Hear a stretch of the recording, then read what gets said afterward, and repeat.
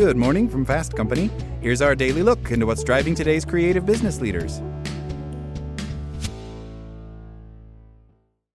How to Avoid Decision Fatigue by Art Markman. Over the years, I have taught a lot of classes on creativity, and I once had a student ask me whether it would benefit their creativity if they took a different route to work each day.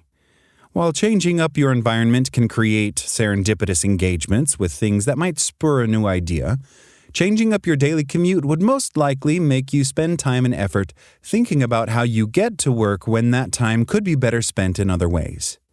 More generally, you have a limited amount of daily energy to focus and get really good productive work done.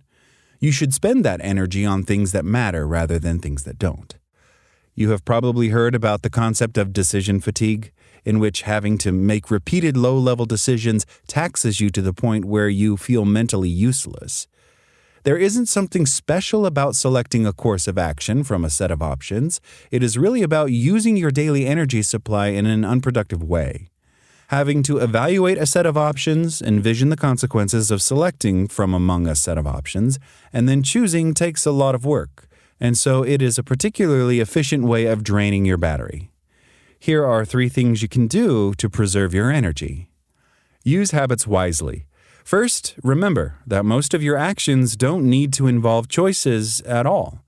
The reason to take the same route to work each day is that your entire routine from leaving the house to arriving at work can largely be automated.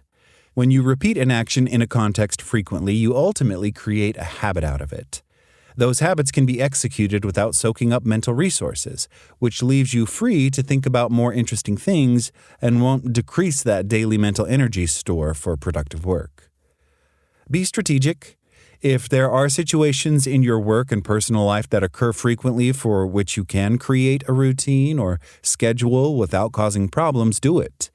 You don't necessarily need to go full-on Steve Jobs and wear the same outfit to work every day, but you can significantly narrow the number of things that require choices each day.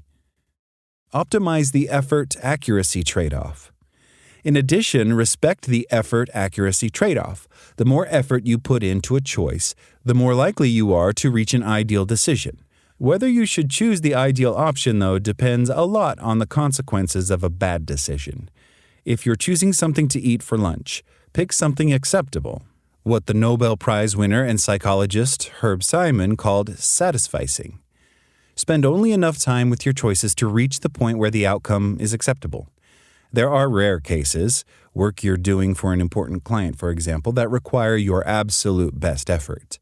If you tend to deliberate over even small matters, you're ultimately decreasing the quality of truly important work that needs your best self. Train, delegate, and trust. If you're being asked to make lots of decisions each day, there is a chance that you are micromanaging others.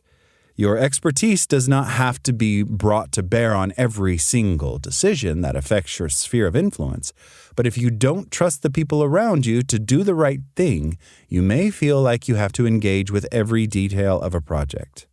Instead, work with your team members to teach them your approach to decisions. Help them understand the criteria you think matter for the biggest decisions. You can oversee their work a few times until you feel that they have developed your skill. While that training process may take a little longer than making all those decisions yourself, it pays off in the long run.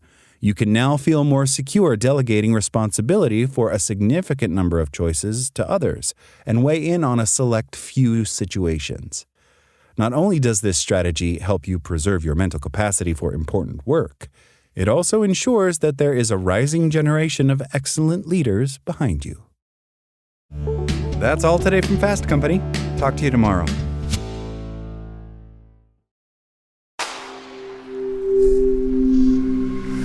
Spoken Layer.